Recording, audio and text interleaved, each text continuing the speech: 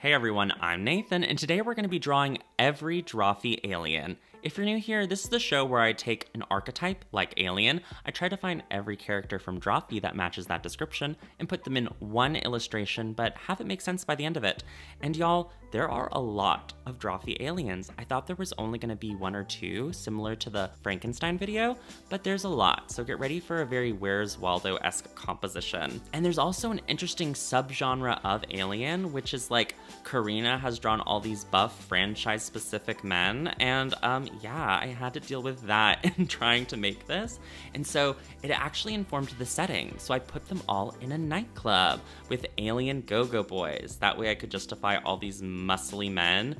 And I made them wear these masks. So they're all kind of like parodying this off-brand Buzz Lightyear, an off-brand The Claw alien from Toy Story, and Jar Jar Binks. So love that. I did this because I wanted to keep the focus on the Drawfee original characters instead of these franchise-specific characters, which brings me to Mittens. Mittens is the space alien you see in the center of the composition with the harness. He is an absolute hoot. He and his friend Wiggleby, who is the quote-unquote only human in the image, are space alien cats, which is really funny. They're also by Nathan Yaffes. My headcanon is that Wiggleby prefers to keep this human form on, even off space, just because he identifies that way, taking transhumanism to like a whole different meaning. Anyway, Mittens here is having an argument with protesting teen alien, who is also by Nathan Yaffe. She's very politically active, but she has swerved way out of her lane, and she has this sign that's like justice for go-go boys,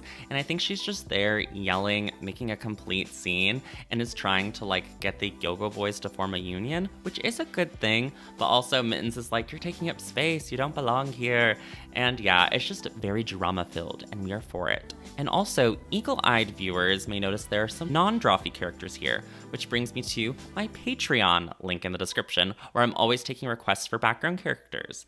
Anyway, someone suggested Garnet, which was really fun. I love Steven Universe. And then also characters from the show called Space Patrol Luluco, which I'd never seen before, and I got to discover thanks to Patreon. Love y'all. Also, I completely forgot Buff Jar Jar Binks, which is so funny. If it wasn't for Patreon, he would not be in this image either. And then last but certainly not least, there's Tarthaliner, who's my patron, who asked for a Baby Yoda or a Babu Frisee. I don't know if I'm saying that correctly.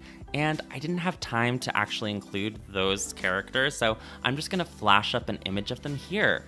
Wow, they're so cute. Let's take a moment of silence to appreciate them. Yes, love that. It's been sort of a weird transition going from 2 videos a week to 1, but Nathan, if you're only doing 1 video a week, doesn't that mean you have more time? You would think so, but actually it does not. Which brings me to my next topic, which is The Color of Always. So, The Color of Always is an LGBTQIA comics anthology that I submitted for a long time ago, and I was accepted. I have a comic that's about 9 pages in this anthology, and it went to Kickstarter and made $39,000, which is absolutely bonkers. I still can't believe it made that much money. And it did really well in stores and stuff, so it got picked up by a distributor, and it is actually coming out to Barnes & Noble's, the frickin' brick and mortar legend itself. And you can pre-order it now, which is completely insane.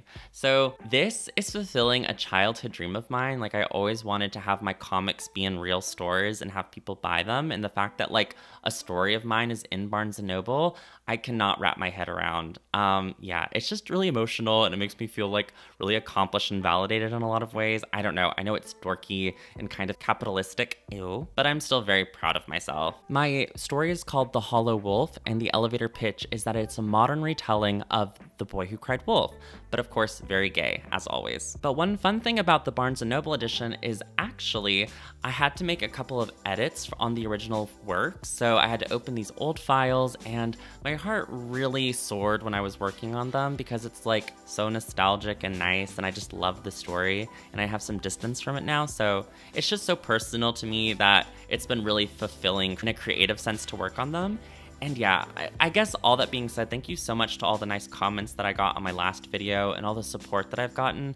Doing one video really is helping me have a balance between my personal life and then YouTube, but also my other artistic endeavors that I'm working on, whereas before I was doing 2 videos a week and also trying to do stuff on top of that, and I was working every weekend. So I'm just trying to be healthier and have more boundaries, and I can already feel it paying off. So I'm just very proud of myself, and I want to say thank you to all of you. You guys are so, like, you mean the world to me, and you make this possible. I have a lot of career goals that I'm going to try to reach for in 2023. Obviously, I want to grow the YouTube channel and I want to grow my Patreon, but besides that, I mean, I have a short story coming out in Barnes & Noble, so I really want a query literary agent, so maybe I can get a graphic novel written and illustrated that can come out in Barnes & Noble as well. That just seems like a very logical next step, and when I was little that seemed so impossible and I had no idea how to do it, but now it's like, I don't know, I'm so much closer to that. And then maybe even working with some big companies. Like everywhere I go, people are always like, oh my gosh, Nathan, you're so talented. You should be drawing for DC or Marvel and writing for them because you're so funny. And I'm like, sure, Janice, yeah, that sounds great, but I have no idea how I would actually achieve that goal. But I guess I'm just gonna put it out there. I don't know if any editors are watching this. I'm very talented. Give me a shot. Put me in, coach. That would be really cool. And, you know, sometimes if you aim for the moon, you land amongst the stars. So even if I don't work for Marvel or DC, maybe a smaller imprint, or like maybe a webtoon. I don't know. Anything's possible. I'm just feeling very optimistic and much more balanced in my life right now. So things are looking up. Thank you so much for listening to me ramble on and on about this. I know I just kind of started veering off of the illustration and talking about my personal life, but I don't know, I feel like I know y'all. We can hang, we can chill. It's just a fun time here.